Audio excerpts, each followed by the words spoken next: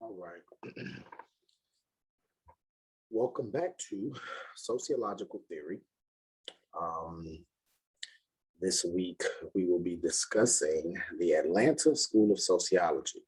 So last week, we talked about the Chicago School of Sociology. And we talked about a few of the scholars that came out of there, right? We talked about Parsons and I think Durkheim was another one. George Herbert Mead.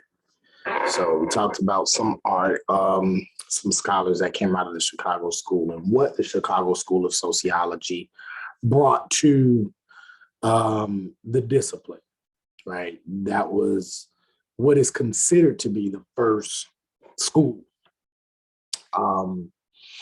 And that was the kind of like the first departmental institution that really focused on sociology in maybe like the 1920s to 1930s.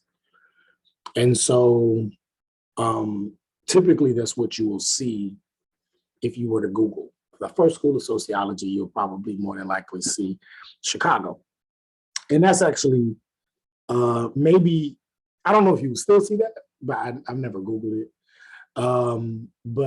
That's likely what you'll still see or what you saw for maybe the last 50 years, right? That's how we were all kind of raised, that the Chicago School of Sociology was the first institutionalized sociological program, provided the first social laboratory for American life in the urban sector, right? However, since the release of this text, and even before this text, Earl Wright actually, which was one of your readings, Earl Wright talks about it in like 2002. This came out, Scholar Denied came out in 2015, something like that, 2014, 2015. He actually talked about it then and argued that the Atlanta School of Sociology was actually the first school of sociology, prior to maybe arguably starting in the late 19th century. So arguably about 20 years prior to the Chicago School of Sociology. Maybe people have made that argument before. The earliest person I've seen is Earl Wright out of the University of Central Florida. He made that argument back in 2002. Okay. So that's what we're going to talk about today, is the Atlanta School, starting with Du Bois and him being the leader of that school of sociology. And then from him going into folks like Monroe Work, folks like E. Franklin Frazier, you read a piece of his work, folks like, what was his name, Richard Wright Jr., many others, okay? Even people like Jane Addams, white sociologists like Mary Ovington, and even Max Weber was very much influenced by this early school of sociology that Du Bois started, the Atlanta School, and the scholars that were coming out of this school that actually predated the scholars that were coming out of the Chicago School. So we're going to go into that this week and in this lecture. Before we go into it, though, I want you to go to this first slide or the second slide. And it says midterm. Your midterm is coming up on October 13th, so it's coming up very soon. So keep that in mind. On Monday of next week, I'm going to release a video that is going to explain the midterm. Okay, I'm gonna explain the midterm. It says midterm exam review. Obviously, we can't do that like we would collectively, but I will more than likely, and I'll talk about it in the video. I'll probably have my Zoom available throughout the day on Monday, either Monday and or Tuesday, so that you can just kind of come in and ask questions about the midterm. Um, just anything you want to talk about. So I might be kind of like in and out. I'll have it open, and then if you have some time, maybe if you want to jump in, I think I'll do it that way. I may have to jump back and forth away from my laptop, but if you want to come in and stay, or come in, leave, and come back, and if I'm there, leave a message or something like that, I can email you something. So I'll just try to create a way where it can stay open, either Monday and or Tuesday.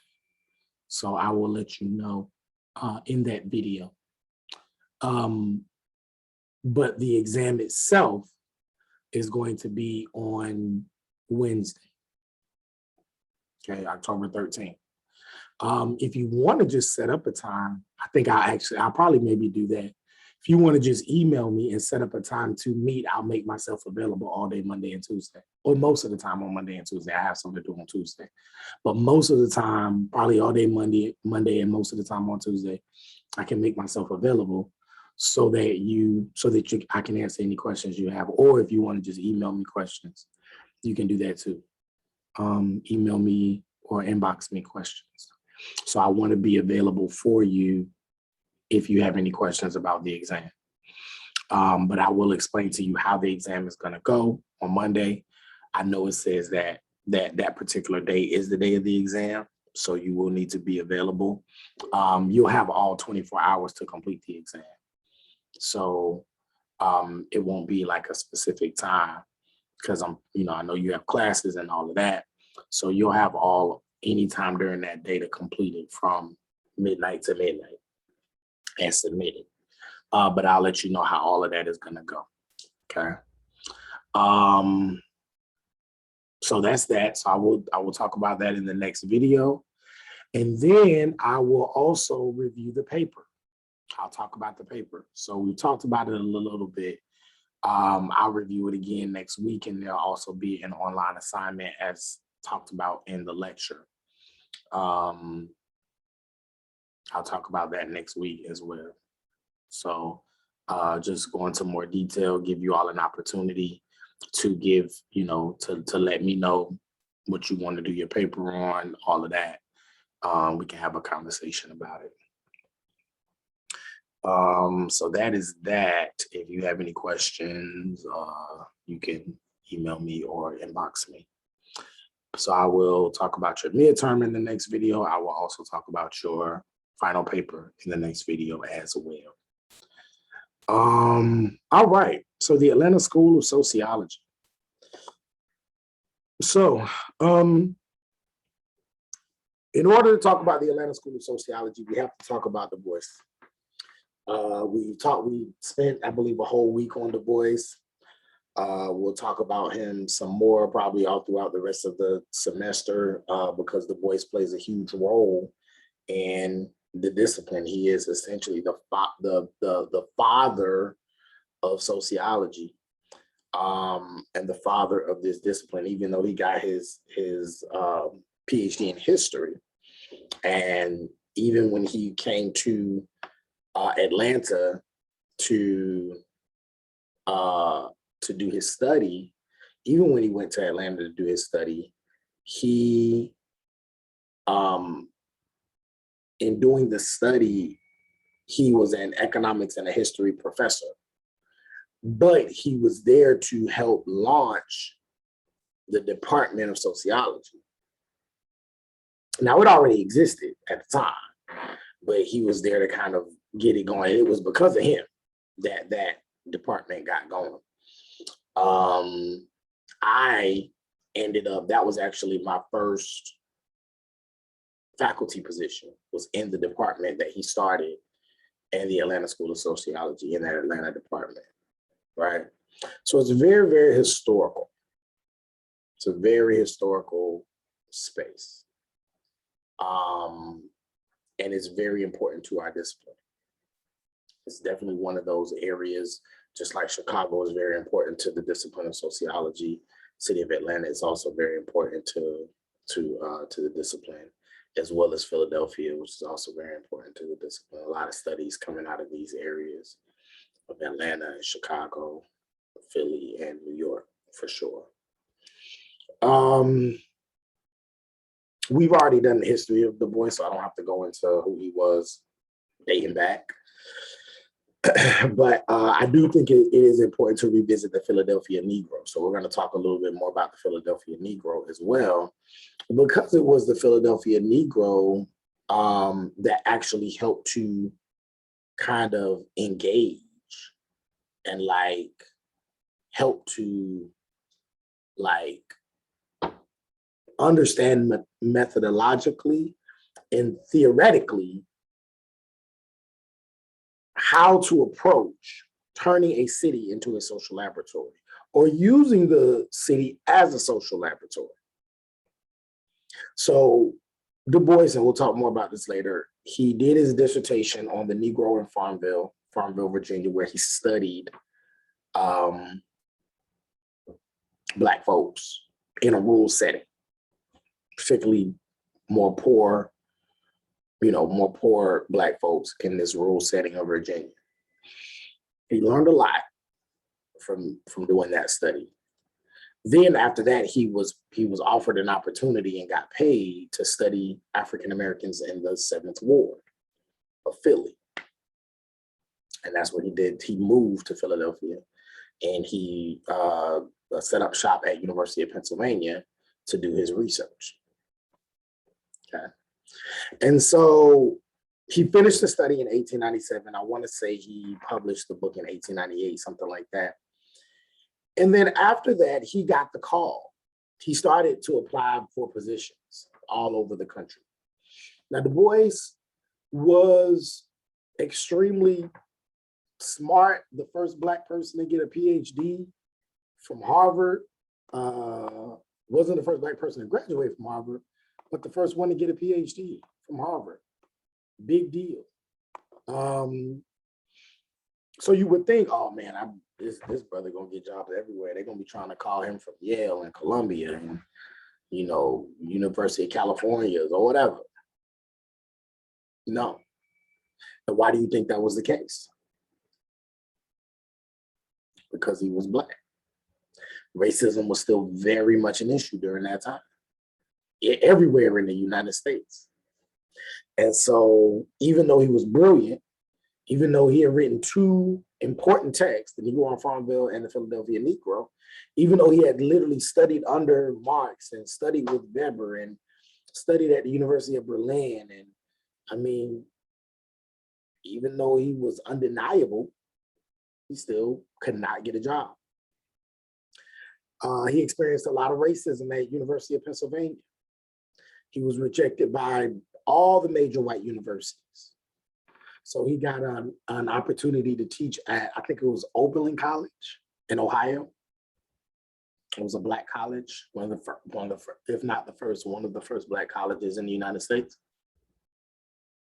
And then he got the call from the president of Atlanta University in Atlanta, Georgia.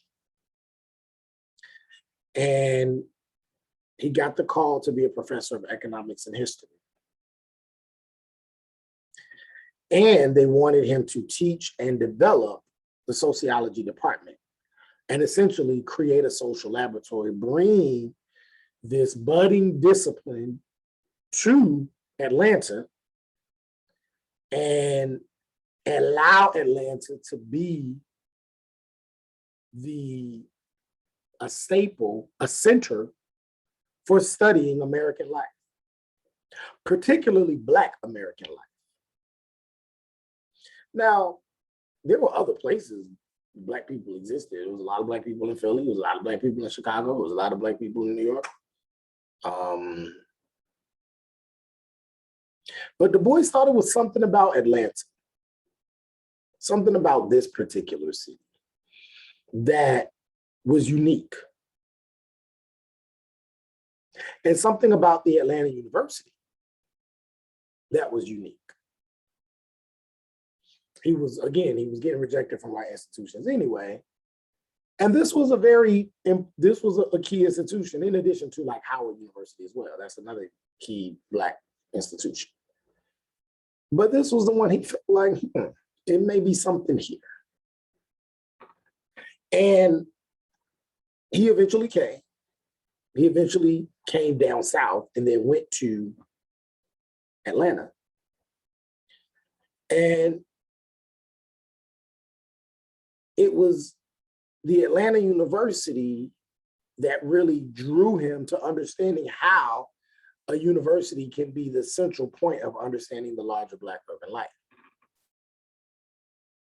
Atlanta University was a Black institution, but it was right in the middle of Black Atlanta because it was kind of on the west side of the city where a lot of Black people were, and the downtown area where a lot of Black and white people were. And so because the university was so central and so close to a lot of the dynamics of Black life, Black urban life, he felt like this was perfect. I could have a job, I can teach my courses, I can teach my grad students. And then on the side, I can continue to do this research. In fact, I could train these students to also do this research, because literally all they have to do is come out of their dorms, come off campus, and they're right there. All the observation, all the surveys, all the questions, they're right there. Now, one thing that Atlanta University did not have, it did not have a lot of resources. It didn't have a lot of money. It didn't have the money that UPenn had. It didn't have the money that Harvard had. It didn't have the money that a lot of the predominantly white institutions had. So they couldn't pay Du Bois what he was worth. But then again, he wasn't getting jobs at the white universities anyway, even though they probably, or they could have paid him more.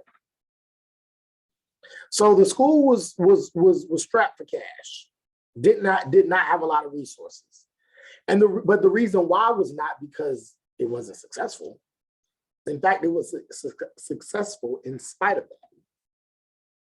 But the school was punished because it refused to segregate the faculty.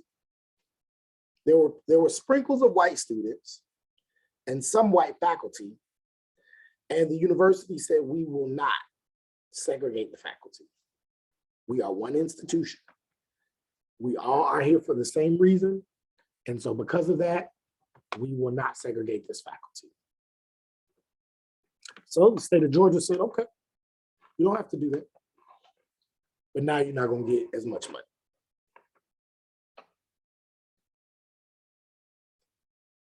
And even though it was a leading Black university in the country, it was still in the South. It was still in the deep South. And the state of Georgia was not okay with them not abiding by the rules of Jim Crow.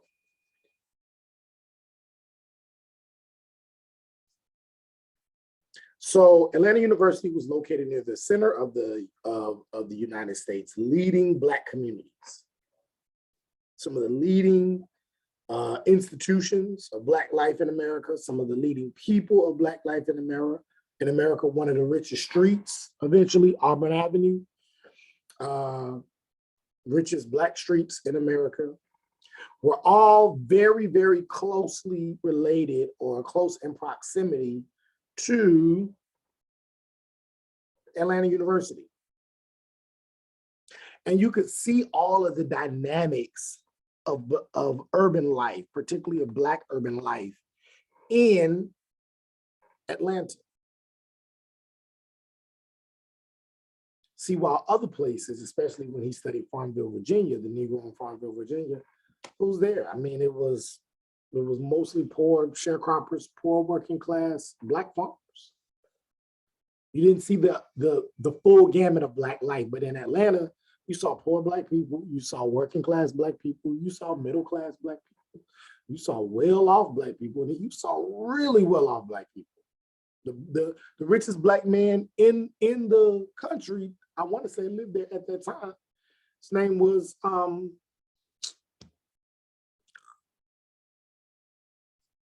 Alonzo Herndon. richest black, I want to say he was the richest black man in the country. Got rich off of cutting hair. Got rich off of cutting hair. He wouldn't cut black people's hair. He would only cut white people's hair. He did that to make white people feel good, so they kept going to his shop.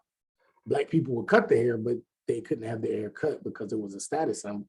Then he took the profits that he made off that and opened up black businesses, and then hired black people and opened up black institutions. Very, very, very powerful man. And so Du Bois is seeing all the full gamut of black life and is saying, hey, there's something here. He's seeing the way women are treated, and he's like, we need to do gender studies here. In fact, he felt like Atlanta was the place where I can finally study the Negro problem. Do you remember the first question of Souls of Black Folk? First question we talked about. How does it feel to what? To be the problem. Now he can really study the Negro problem right here in Atlanta. Right here in the South, right here in this Atlanta space.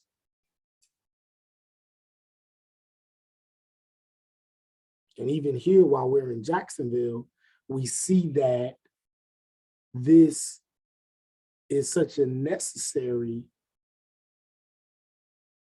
influence on how we understand sociology, because most of the sociological studies created takes place in the North. So even us in Jacksonville, we could see the significance of having the first school of sociology actually be in the South.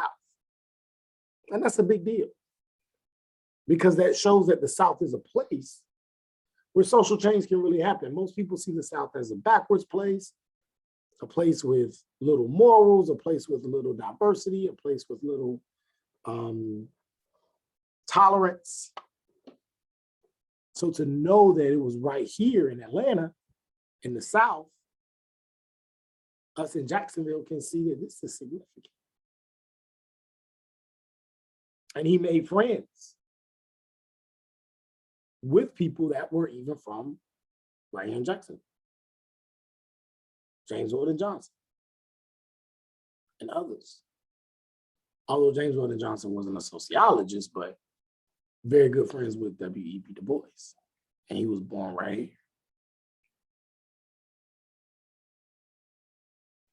So he was able to study the Negro problem. That was the thesis of this book. And so again, the university, and then on top of that, the locale of the university was what really drew Du Bois to Atlanta. And there was a principle that this new school lived by. There was a principle. And this principle was that the sociological cause of racial inequality could be proven through systematic research.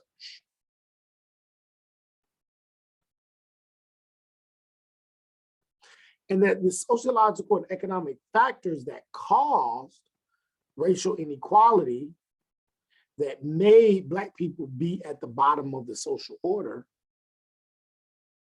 was what we need to study and then help deal with.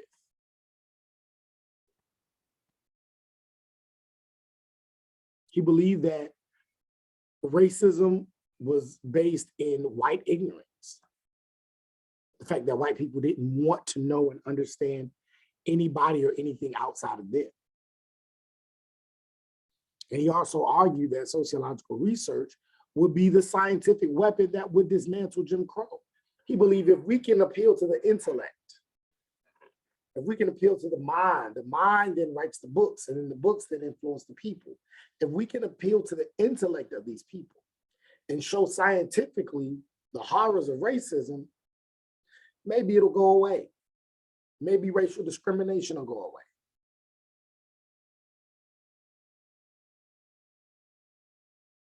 He believed that the ultimate evil was stupidity. People just being stupid. And that if we had knowledge, particularly a scientific knowledge, we would be better off.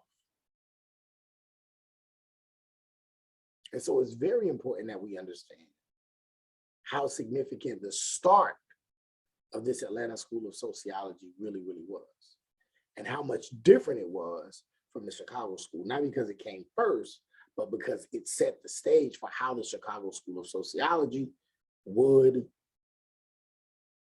operate.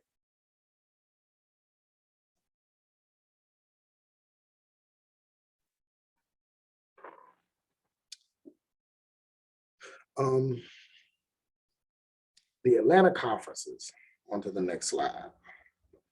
The Atlanta conferences, starting in 1896, was a big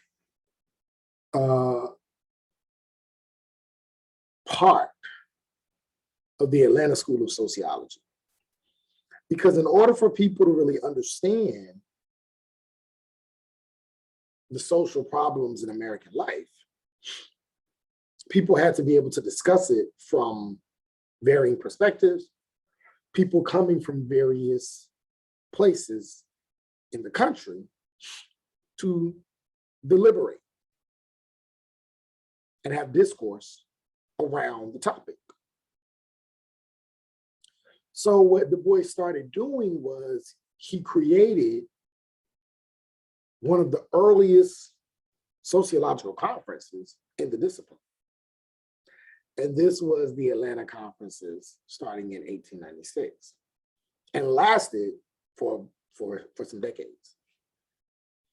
And the purpose of the Atlanta School was to expand the scientific study, particularly around race, because no other institution was focusing on race. In Chicago, well, Chicago didn't even exist, well, University of Chicago did, and they had sociology going on, but it wasn't a sociological school. But when it was more focused on urban, family, unemployment, stuff like that. But I mean, you did have folks like Jane Addams who looked at race, but the Atlanta School was specifically having to do with race and then everything branching out of race. So obviously they dealt with class, they dealt with gender, and we'll talk about that in a second. All the different aspects of it. But it was a place where the scientific study of race could be birthed and could emerge. So now when we look at anything that has to do with race in our discipline, we can thank Du Bois and we can thank the Atlanta School of Sociology for that. The focus of the Atlanta conferences was on Black urban life. So the Atlanta School wanted to bring a scientific study to race, and the Atlanta conferences wanted to focus on Black urban life. What was going on in the big cities? And so in doing these conferences, they brought people from all over the state and from other states, people from the University of Chicago, people from the University of Pennsylvania, some of Du Bois's friends, colleagues, other scholars, to Atlanta to discuss the racial problem and aspects around the racial problem, class and gender and all these other things, poverty. To understand what was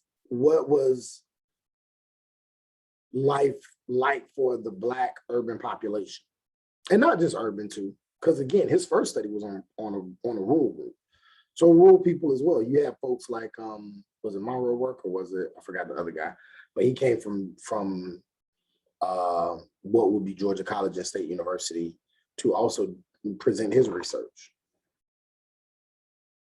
Rural areas. So the goal of the Atlanta conferences was to collect data on Black urban life every year and then come to these meetings and we analyze it and we talk about it. Talk about these findings, talk about what's going on, talk about what's being assessed with Black urban life. That's essentially what we do when we go to conferences. I don't know if you all have, I know they've been virtual now. I haven't been to any of the virtual conferences, but I definitely went to the in-person ones before the pandemic. And that's essentially what you do if you do decide to get your master's in sociology, maybe even a PhD. The research that you do or you're thinking about doing, maybe your thesis research or dissertation research, you bring that to these conferences and you present it and we deliberate about it and we talk about it. And so that's what Du Bois started in Atlanta. So the Atlanta conferences of 1896 were very significant because it was out of these conferences that certain ideas were birthed. I would even imagine that the Niagara movement was birthed, and it was out of the Niagara movement that you get the NAACP. I know most of you have probably heard of the NAACP. And so when you're bringing all of these intellectuals, all of these scholars into one place, all of these ideas, people begin to deliberate.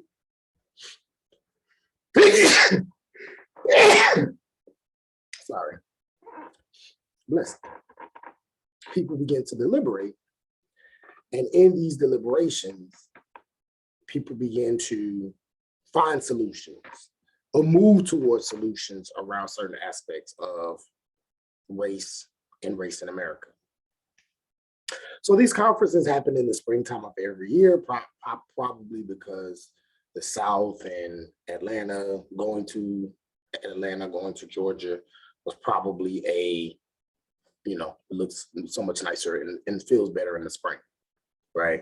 And then of course in the northern areas, they're looking for a reason to get away from all the cold, even during the springtime.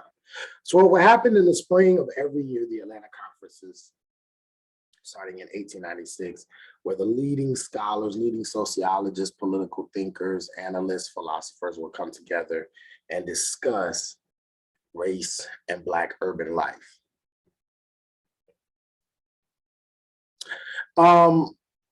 It's important for us also when talking about the Atlanta School of Sociology was what were the methods that were used. So we talked about that with the Chicago School as well.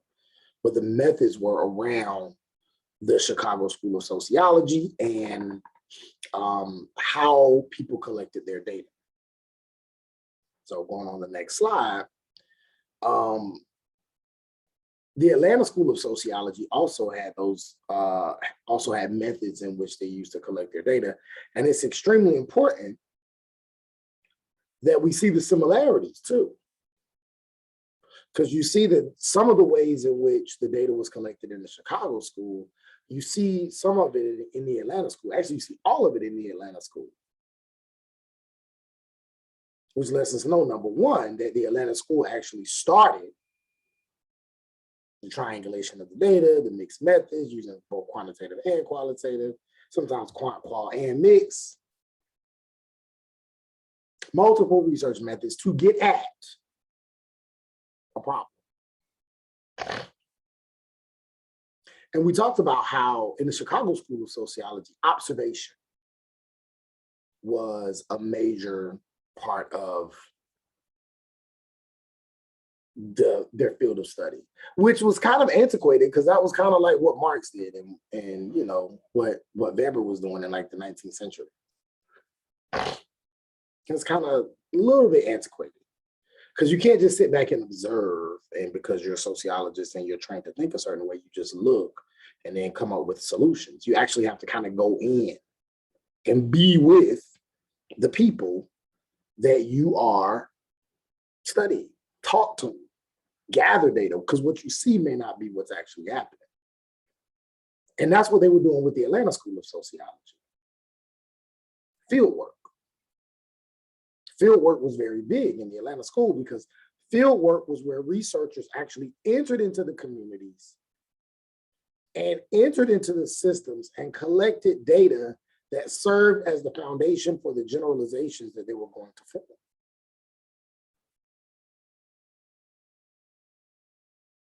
And some of these methods were adopted by the Chicago school decades later, but a lot of times the Chicago school is given the credit for originating these methods, and that's just not the case. If you just look at the dates, if you just look at the years that Du Bois was doing field work, Du Bois was teaching field work, and then the students that he was teaching actually were doing the field work.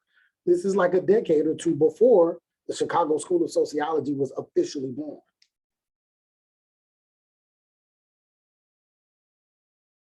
And if you want to look at who started the fieldwork kind of method, you can easily go back to the Negroes of Farmville. You can easily go back to the early part of the 1890s when he did the Negroes of Farmville.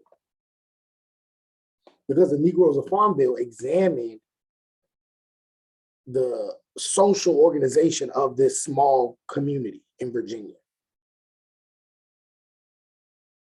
including the class structure.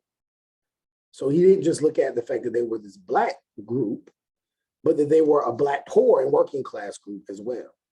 And looked at the layers of all the different institutions of the church, of the schools, of work, of family, and how these communities and how these institutions work together to create this culture and this world for these Black people. Very, very phenomenal study. And it was a good start because, again, he's getting ready to leave grad school now. So you just need something small, something for his dissertation. But this, and doing it on this small rural community in Virginia, set the stage for him to now, in a few years, do an even bigger work in Philly. So this is where then he gets asked to do the Philadelphia Negro. And he was asked to help study this particular group in Philadelphia, a group that was kind of like the Black community in Atlanta, very diverse in terms of class, diverse in terms of people and education. Not quite like the Negro of Farmville, mostly poor working class sharecroppers, right? So in Philly, you had people from poor working class all the way to very well-to-do middle class, educated. Philly was a key stop during in the Underground Railroad. In many ways, that was where, I think initially that's where Harriet Tubman stopped. When she was taking enslaved Black folks back and forth to freedom, she would stop in Philly. And then when they passed the Fugitive Slave Act in 1850, then she had to go all the way to New York. And then when New York was no longer safe, she went all the way to Canada. Philly was a place where Frederick Douglass also set up shop and began a lot of his work. So Philadelphia plays a major part in Black history. And so the first scientific study of urban Black people in America was the study of the Philadelphia Negro. And he used a lot of what he learned in his study of the Negroes of Farmville and just expanded it on a much bigger scale.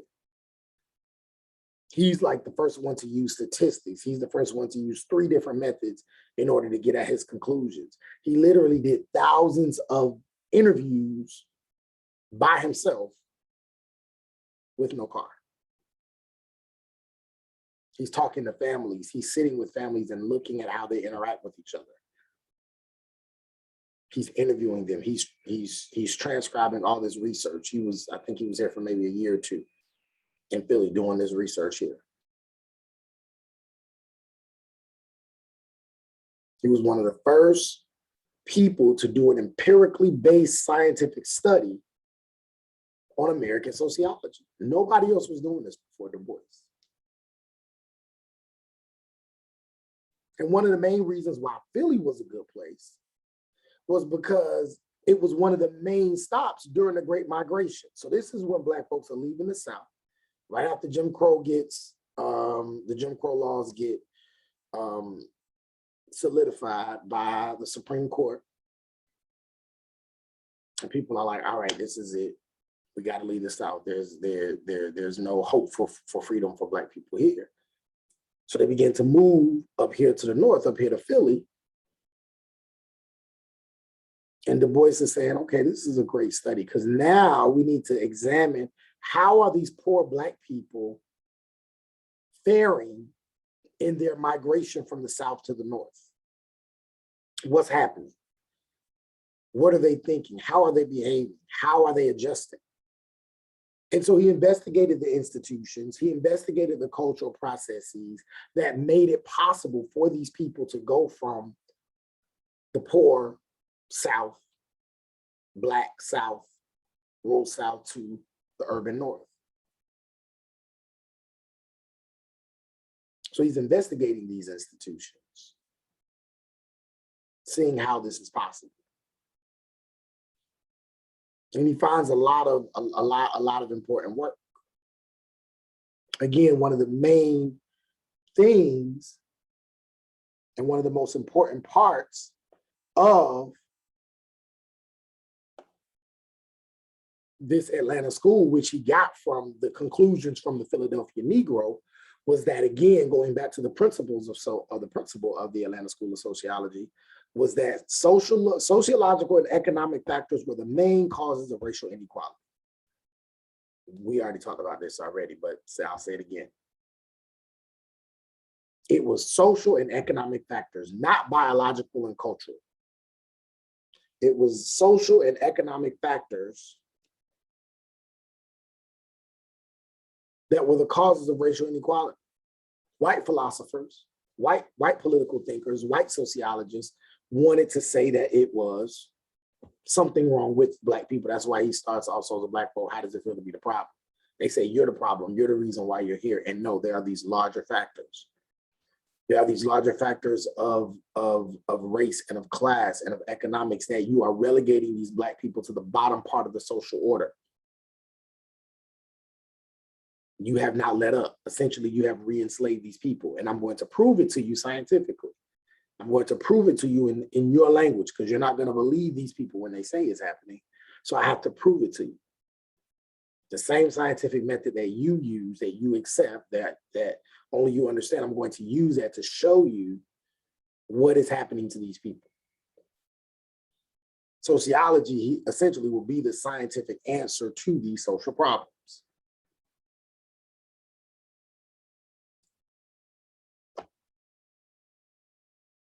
And so that's what would happen. That is what he came up with in the Philadelphia Negro. And then he used that to help build the Atlanta School of Sociology around that conclusion. So as a Black folk is just a collection of essays to help expand that conclusion. And then he built an entire institution around it. Not only did he build, well, I'm actually getting ready to go into that in a second, but he built an entire institution around it. But not only that, then he trained the next generation of sociologists to continue what he was doing. Powerful brother, very powerful brother. In addition to that, with Philadelphia Negro, he also made progress towards Black people in health. So all of these methods that he's using, he's getting ready to instill and teach these methods to the next generation at the Atlanta School of Sociology. So the progress that he made about Black people and what he studied in Philly was not just about race and class, but it was also about health. So I want you to watch this video. I can't show y'all videos like I was before because YouTube was flagging it. Wouldn't let me release videos without taking them out anyway, so I can only just put the link in. But you can look at it yourself and you can study it. But very, very interesting piece about, it's only like 5 minutes long, about Du Bois and the Philadelphia Negro and kind of how it pushed these conversations forward. So essentially, again, there were these other methods that were used, multiple research methods. You had surveys, you had interviews, you had participant observation, you had organizational documents. They use census data. If you look at early E. Franklin Frazier's work, he was a part of the second generation. So he wasn't a part of, we're getting ready to talk about the first generation. He was part of the second generation of sociologists. Oh man, wow. The census data that they were using to study the Black family and the Black middle class was incredible. Way more than what we might see even now in 2021. And we could just look this stuff up on a computer. They had to go to buildings, ask for the numbers, look through the numbers by hand, and write all this stuff down. These people were absolute geniuses. No way around it. And these were methods that were not used as often in the Chicago school, especially at this time, because the Chicago school didn't really exist in an organized fashion. It was still a little fragmented. It didn't really get organized till maybe 20s, 30s. So this was done long before. This was done in the late 19th century, early 20th century. Using these documents, using the census data, participating. These people that were, and it may have been a little easier because they were Black, and so they were already marginalized. But these were people that were already going to the Black churches. They were already going to the Black functions. They were already meeting people in pool halls and social clubs. They just happened to be grad students. So it was easy for them. Like, oh, I'm really studying my friends. I'm gonna go to church this Sunday anyway. Might as well, when I go, let me jot down some notes. Let me talk to the pastor. Let me talk to the deacon. Let me talk to the women in the church. What is life like for women in church? Do they feel discrimination based on their gender? Is the church a safe place for the Black woman? Right? Very, very interesting. Very, very interesting. So it was nothing for them to be do participant observation or interviews because they were already in the community. And again, remember, Atlanta University is literally nestled right in the middle of the Black community on the west side of Atlanta. So it was very easy for them to do this research. University of Chicago, on the other hand, to try to do this kind of research, the Chicago School of Sociology is not necessarily nestled within the South Side in the Black Belt, where Black people were relegated. So these people had to go out of their way, try to make their way into the South Side. And this even exists now, it's difficult for white people to do research on race and to ask questions, particularly do interviews to Black people, because a lot of Black people don't trust white people, right? Because they have these ideas around, and I'm not making this up, this is actually taught, right? This is actually taught in methods courses, that the appearance of a person makes a difference in how they might respond to you. So white people find it hard to do research on Black people, or maybe another minority group, because they're skeptical. Why are they asking me these questions? How I know this is a research study? How I know they're not about to call the cops on me? It's difficult for a man, a group of men, to come in and ask a woman about women's issues, because she's gonna look at him like, why are you asking me these questions? Who are you? Are you crazy? Are you trying to seduce me? Like what's going on? Are you trying to get to me? So typically you would have to get a woman to be part of your research team to interview and ask these questions. So this is real. So again, this could be possibly the reason why this race research was able to come out of the Atlanta school, because now you have Black professors teaching Black students to do Black research on Black people, as opposed to in Chicago, these were white professors teaching white students to try to do research on Black people. And that's not gonna really, I mean, you can, but it probably won't be as rich. So these are just a couple things to think about with the Atlanta School of Sociology. Check out that link and then go to the next slide. So another thing Alden Morse talks about, the author of this text, is the erased generation, the students that Du Bois taught and mentored. You are only as good as the people who you influence. You're only as successful as the people that come after you, right? Your greatness is not in what you do, but the people that come after you, what did they do? Your greatness is not just in what you do, but what your kids do, or your children, or your nieces or nephews, or whatever. And so Du Bois understood that. So because of that, he made sure to teach the next generation what he knew, so that his methods, his ideas did not just die with him. If they did, it would be in vain. What was the point?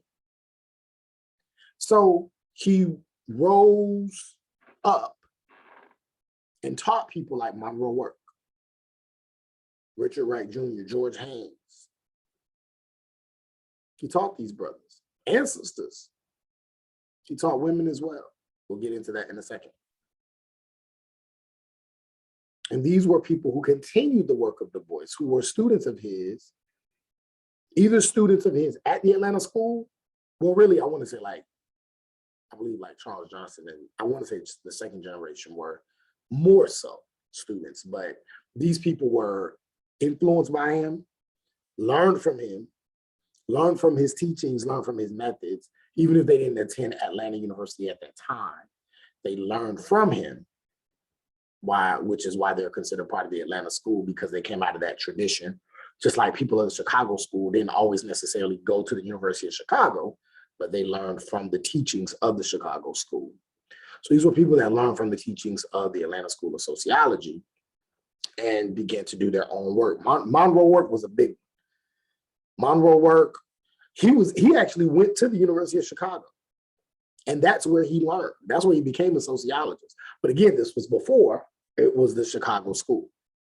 It had a department of sociology, but it wasn't as organized and refined as the Atlanta school at the time.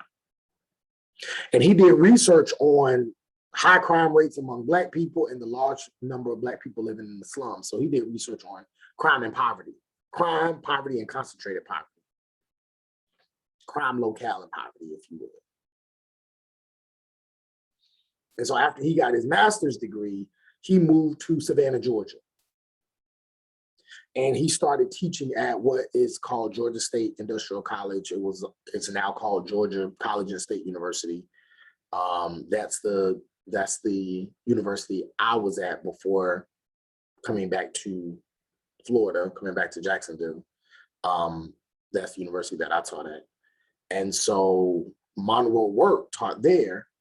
But while he was in Milledgeville at Georgia State Industrial College, he started attending the meetings and the conferences of the Niagara movement because Du Bois invited him. Du Bois invited him to these meetings, invited him to the Niagara movement. I imagine he probably came to the Atlanta conferences as well. And because Du Bois appreciated Monroe Work's work, he joined Du Bois's research team. He was a founding member of the Niagara movement, which became the NAACP. And then he was a premier mathematician, incredible with numbers. He was a genius with numbers. And so he started keeping a recollection, a publication of lynching reports in the South. He started keeping up with all the lynchings that were going on in the South. So now when you see lynching reports, they mainly go back to two people, Ida B. Wells Barnett and Monroe Work. Ida B. Wells, a sister, she was from Mississippi, moved to Chicago, escape the South. And Monroe Work left Chicago and came back to the South to do work. And both of those people were geniuses in how they reported the lynchings that were going on in the South. So now a lot of the reports that we see around lynching, even at the big institution, now they built as a I think it's in Alabama, as kind of like a symbol or to honor those people who were lynched in the South, mostly in the South and Midwest. They have that big thing, like it's like a big museum. Is it in Birmingham or I don't know? It's somewhere in Alabama, but it's based off of that work. The work that Ida B. Wells and Monroe Work did. Had they not done that work, we wouldn't have that to even know about these lynchings. He also became part of the Tuskegee Institute. Of course, that was Booker T. Washington. Booker T. Washington and Du Bois didn't always see eye to eye, but he would be a huge influence and make a huge impact on the Tuskegee Institute, and would become one of the most quoted and undisputed sources on racial violence in the country. So Monroe Work was huge, huge, huge, huge. All right. Now let's go to Richard Wright Jr. Richard Wright Jr. He was a minister, a sociologist. Wright was the first African-American to earn a doctorate in sociology from an organized graduate school when he received his Ph.D. from the where? University of Pennsylvania. Who else was at the University of Pennsylvania? Du Bois. So it's a good chance that they came across each other. In fact, because he was a student at UPenn, Wright was very much influenced by Du Bois's dissertation. Very much influenced by Du Bois's dissertation. And his book on the Philadelphia Negro, which is what he wrote his dissertation. Same as Du Bois, he went overseas, he went to Berlin, studied in Germany, like literally did everything the same way Du Bois did. And he became interested in the field of sociology, and again, moved to Philadelphia as well. So he literally saw Du Bois and just did everything he did. He was like Kobe, and Du Bois was Michael Jordan. Kobe did everything Michael Jordan did. Richard Wright did everything Du Bois did. And both of them were great. Great scholars. Then you had George Haynes. Another thing that he had in common with Du Bois, George Haynes went to Fisk University, maybe about 20 years after Du Bois did. Or no, maybe not 20, maybe like 10 years, something like that. After Du Bois did, but he went to Fisk University. He got a bachelor's degree there. Then he went to, instead of going to Harvard like Du Bois did, he went to Columbia and he got a PhD in sociology in the early part of the 20th century. And he was the first African-American to earn a doctorate from Columbia University. Just like his mentor was the first one to earn a doctorate from Harvard. And so he published his dissertation. His dissertation looked at the Negro and employment, race and work, particularly in New York. And then he went back and taught at Fisk University. He also founded the National Urban League, which is still a major organization that deals with issues related to the urbanization of African Americans.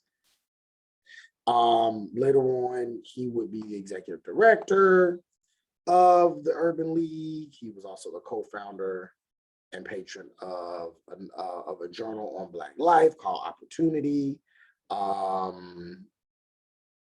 He also published African-American literature and arts, playwriting, etc. A very, very powerful individual, George Haynes. Again, who learned under Du Bois and was taught the teachings, the theories, the methods from Du Bois. Right. And this was the first generation of the Chicago school that looked to the Atlanta students. Some of them and others. For example, I think I talked about, was it Monroe Work, who went to Chicago but still learned from the Atlanta students. And even if we go to the 20s and the 30s, when the Chicago school students began to come into play, they learned from the books that were written by the Atlanta students. And many of them valued Du Bois's work over the Chicago sociologists, over Robert Park, over George Herbert Mead, and many others. Why? Because they were integrating both race and class and urban, and their methods were more dynamic. They were more complicated. Then you had a second generation of scholars, Charles S. Johnson, another generation, E. Franklin Frazier. That's who we're going to talk about next. He wrote Black Bourgeoisie. He was the one that studied the Black middle class. I'm more familiar with E. Franklin Frazier because I studied the Black middle class. Oliver Cox, I have his book on caste, class, and race. Very, very powerful text. And so this was the second generation of sociological scholars. And then even white scholars like Mary White Ovington. and many other white scholars. Mary White Ovington, she was a member of the settlement movement, along with Jane Addams, who studied solutions to gender inequality, studied solutions to gender discrimination, studied solutions to housing and poverty in Chicago and in many other urban areas. And so these white scholars were also early students of Du Bois's school, Du Bois's Atlanta School of Sociology. So this is very, very important. It's a very, very important school, preceding the Chicago school. So we have discussed the Chicago school, or sorry, the Atlanta School of Sociology in detail. And we talked about that last generation, the generation E. Franklin Frazier, and not the last generation, but the second generation. And so I thought it would be interesting to now talk about this next generation of scholars, or particularly him, and what they did, and how Du Bois and the Atlanta School influenced E. Franklin Frazier's work. How it influenced E. Franklin Frazier's work. And so E. Franklin Frazier was a sociologist who specialized in the Black middle class. That's who he looked at, or that was one of his key.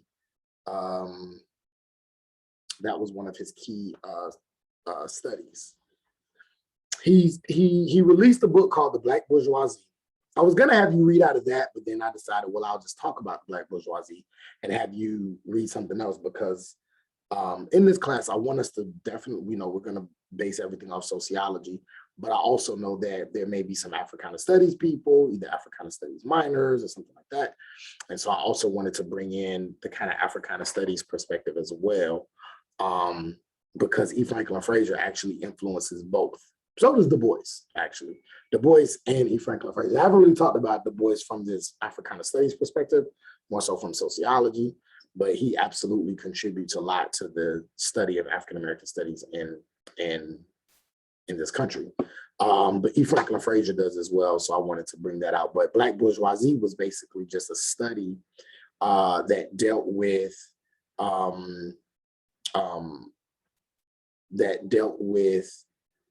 the Black middle class. He dissected this very complex community of the Black middle class, and he dared to offer this very critical eye of this new society, of this Black society, that essentially was accused of achieving the trappings of the white bourgeoisie.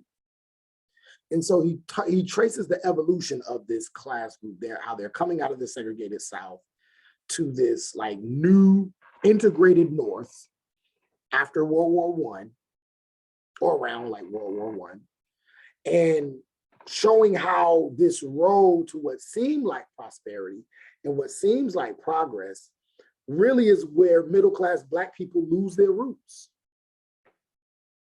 They lose their traditional Blackness. They lose themselves, leaving the South, coming to the North, essentially trying to be like white people, and they really never get there. They never receive the acknowledgement from the white sector. They never are. They come to the North, they get jobs, they get educated, they become part of these elite societies, only to now go into the white community and say, hey, will you accept us? And the white people still don't accept you. And so he concludes that this anomalous like bourgeoisie class really has no identity. They have these myths about themselves that they're better than the poor and the working class, that their businesses and their society is what's keeping the community afloat, and that they're the leaders of the new Black movement. They're the leaders of the race, when really they're undermined by the larger collective, the larger white society. They really have a debilitating inferiority complex. That's his argument.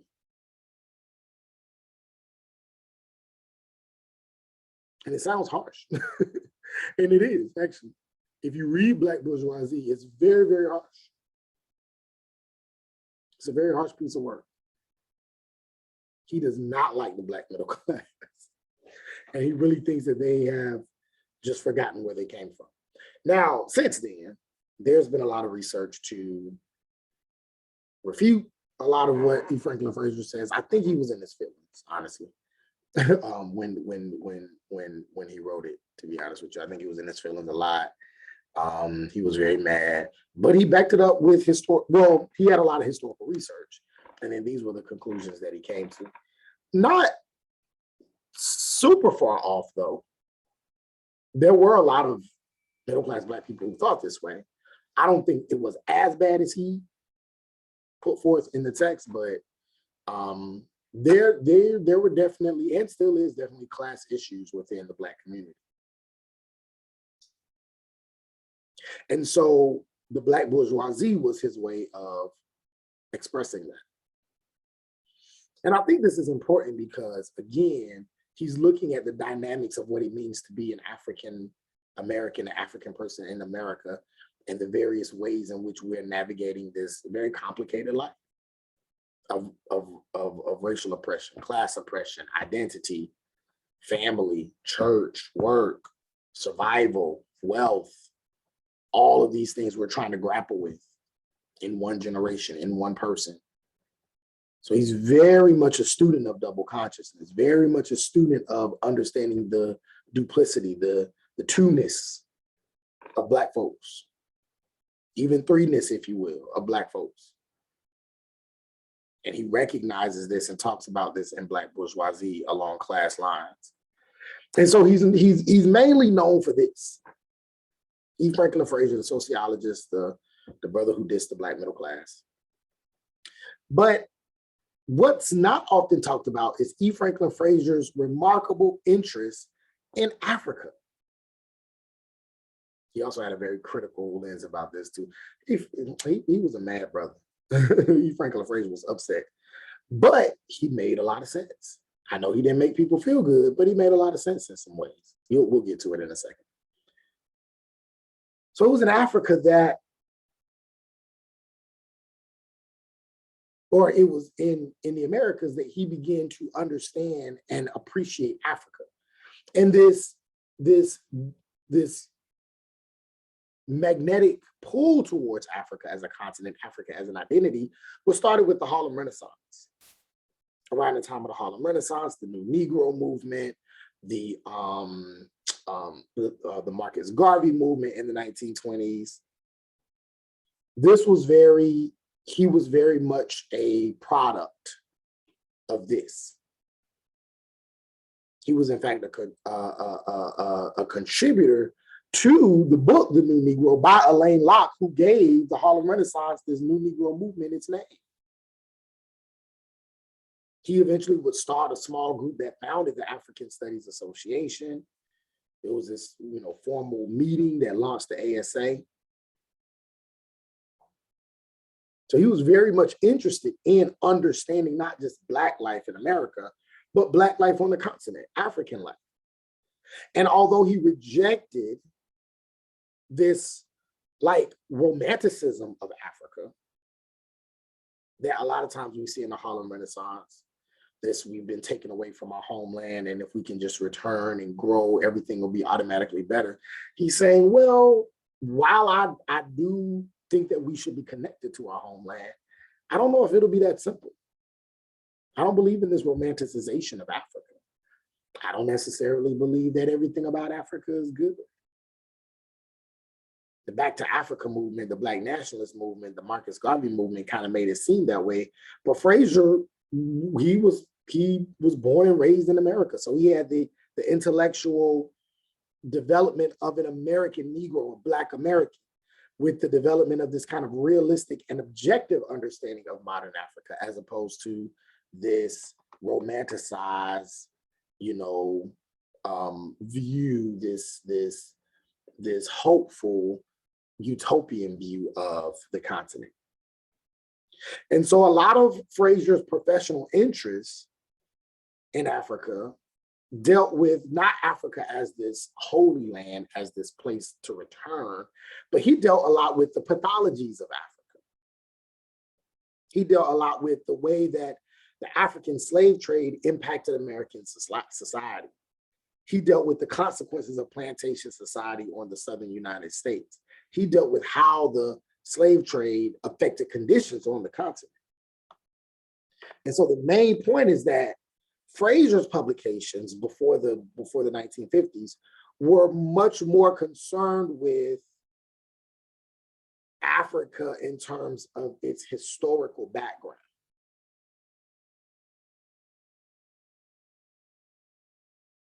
Studying Black American social institutions, particularly like the family, the institutions, the churches, then with Africa as like this kind of primary subject for research, looking at these institutions and looking at how they related to African American institutions. He was also looking at exactly what was going on at that time. So we're talking about like the maybe 1940s, 1950s. So this is Africa, still colonialism, still being heavily exploited. The resources, Europe is still making quadrillions of dollars off of Africa. And so because of this, E. Franklin Fraser, just like Du Bois did, we talked about this as well, just like Du Bois did in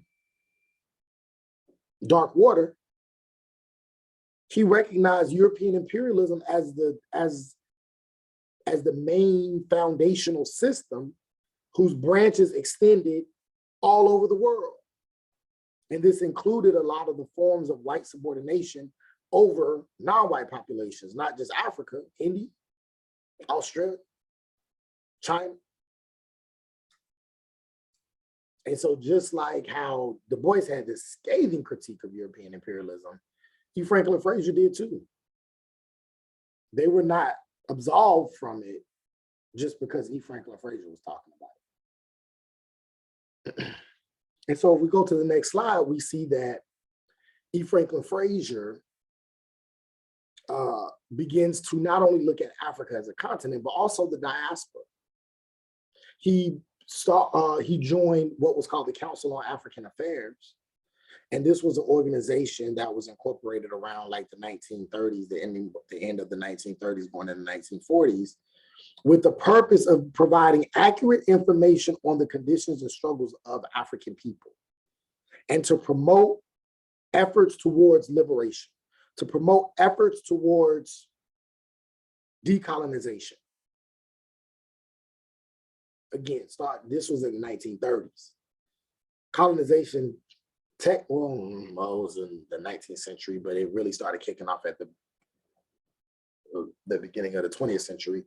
And if you look at like Nelson Mandela and his story, I want to say it was maybe like 1915, 1919 was when it was, I think that was when apartheid became like a thing.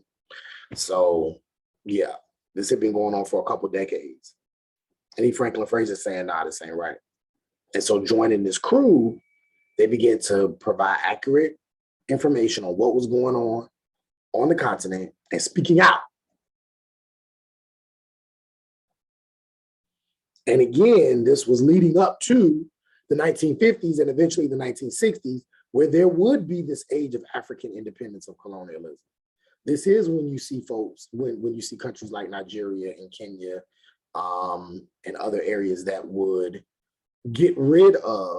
make themselves independent from Europe, only to be colonized again in what we call neocolonialism. But officially, they would no longer be African or European colonies.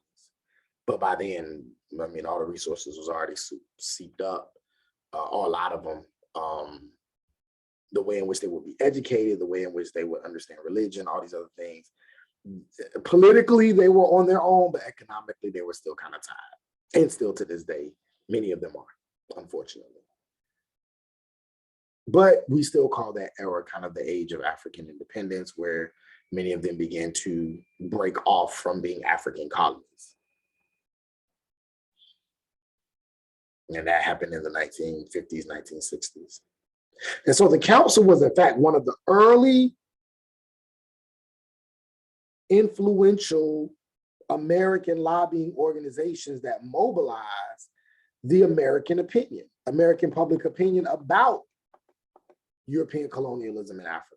And so it's important for us to keep in mind that E. Franklin Frazier comes to the conversation of African studies, again, at this very crucial point, because this is when African people are starting to organize themselves to break away. This was a period of political and social change. You're talking 1940s, going into the 50s. I think the first African nation to make itself independent was the 1950s, and then by the 1960s, around the same time as the civil rights movement, it's just kind of happening on both coasts, on both continents. So on the cusp of the emergence of this independent African nations is when E. Franklin Frazier is having these conversations. And significantly, Frazier, he identified a lot of the research issues that would remain important to help spark this political change.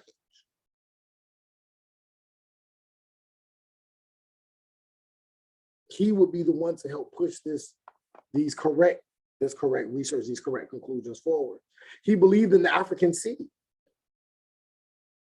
The African city for him was a place where African people would have a new level of consciousness, a level of consciousness on social issues and a level of consciousness on the national issues that dealt with the competitive world of nation states, not just of what was going on in Africa, but what was going on in the West, what was going on in the Asian countries, what was going on in Europe. And so he believed in this African city. He wanted this African city. However, he did not think African Americans would play a big impact on this African city. We're going to get to that in a second. Not only did he study Africa, but he studied the diaspora. Africa and the diaspora. When we talk about the diaspora, what we mean is diaspora is just division. It's just how people are then, propagated throughout the rest of the world. So the African diaspora basically is not only people in Africa, but African people, Black people all over the world. So typically when we talk about the African diaspora, we're talking about people in Africa, we're talking about African people in South America, we're talking about African people in the Caribbean, Jamaicans, Haitians, Dominicans, Trinidadians, African people in the US, African Americans, African people in Europe, Afro-British, Afro-Europeans, African people in Australia, Aborigines, Australians. So we're talking about, that's what we mean when we say the diaspora, Africa and the diaspora. So E. Franklin Frazier began to make comparisons between the race relations, not only in the Americas and in Africa, but also in the Caribbean, also in Brazil. He gave us this natural transition to include Africa in his research and his teachings and his writings for decades. He began to teach courses on Africa in the Department of Sociology. He taught a course on social change in Africa. He taught courses regularly at Johns Hopkins University in the African Studies programs there in 1957. Published numerous papers on Africa. And in these papers, in these arguments, in these conversations, he's recapitulating this main argument that he developed in the Black bourgeoisie. Very, very critical, very angry. He's recapitulating this argument that dismiss the potential contributions of African Americans. The potential that they could make to the African development if they would connect themselves culturally to the continent. He argues that these Negro artists, these Negro intellectuals, they may not have the ability to come to terms with their culture being Black people, which means they don't really have their real soul. And without the real soul of the race, without the real soul of being Black, how could they begin to help this continent? He called them a disadvantaged minority in a white society. Essentially talking about himself as well, citing that Black Americans, the American Negro, lack the intellectual spiritual freedom to really contribute to this African city. So he didn't necessarily believe that they could help in building this. This was part of his conclusion. He did believe that Africa did have a future, and that in the world has a place in helping to shape a new Africa, and Africa has a place in shaping the new world. He felt that Black Americans, however, were probably going to reject their African origin and their cultural identity, and that would be the price that they would have to pay for being accepted by white Americans. If you want to be accepted by white folks in the Americas, then you're going to have to reject your Africanness. You're going to have to only say you're American. And so he did not believe that the American Negro, African Americans would accept their Africanness. Eventually, though, now we see he was in many ways wrong. Because what is another term for Black American? African American. Now, you may find some people, there may even be some people in this class who may say, I don't think I'm African American. I'm Black because I've never been to Africa. Well, then if that's a person's opinion, I'm not going to knock that. But that would be kind of what Fraser is talking about. And he felt like most Black Americans would say that. However, as a community, though, the term African American has been accepted. So Fraser was wrong. And I think a lot of that came out of the movement of the civil rights movement, the Black Power movement in the 60s and the 70s, where more and more Black people began to look to Africa as part of their identity, wearing the dashikis, the hairstyles that would be called the Afro and things like that would be important. And even now, there is still this connection, right? Even with the movement for Black Lives and the Black Lives Matter movement, there is this connection to something greater than what happens in the Americas. A lot of times when Black people get fed up with what goes on in the United States, they want something better. They want to align themselves with something greater, with something that does not seem to always want them to die or pull them down or be rooted in their oppression. And oftentimes there are a lot of Black people who look to Africa. So the author argues that Fraser was misled by his own bitterness. He was angry. He was very brilliant, an incredible writer, but in some ways he was very bitter as well. Maybe his own isolation. Maybe he was mad at where he was in his career. Maybe he felt marginalized. Maybe he felt outcasted. As a scholar, as an American citizen, he was constantly harassed by the US government because of his political views. Maybe, and he probably took it out on his writings, and that's okay. Because he was writing and he was producing and he was a scholar and a genius during a very rough time. Very, very rough time. And so in his hopes for the future of Africa and a new world order in which imperialism and racism would be eradicated, he demonstrated that although he was this intellectual, daring loner, he was also a citizen of the world. He was a citizen of the world that of this world and of a world that he imagined that had not come into being yet. And he saw himself and he spoke that world and he wrote that world. And eventually he would not live to witness that world. He would not eventually see the political leadership and the African political change that would happen in the 60s and the connection that Black people in Africa would have in the 60s and the 70s. But he longed for it. He wanted that. He just didn't think it was possible. But it would eventually be possible. even sometimes in a symbolic way, it's there. And he was particularly and uncharacteristically optimistic sometimes about the future of African leadership. And I think the optimism that he had, I think, is what makes his contribution so important to African studies, Africana studies, sociology, global studies, political studies, etc.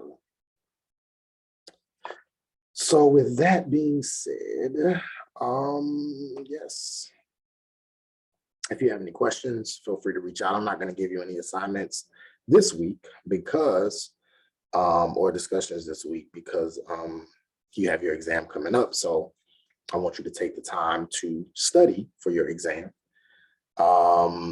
So go ahead and do that.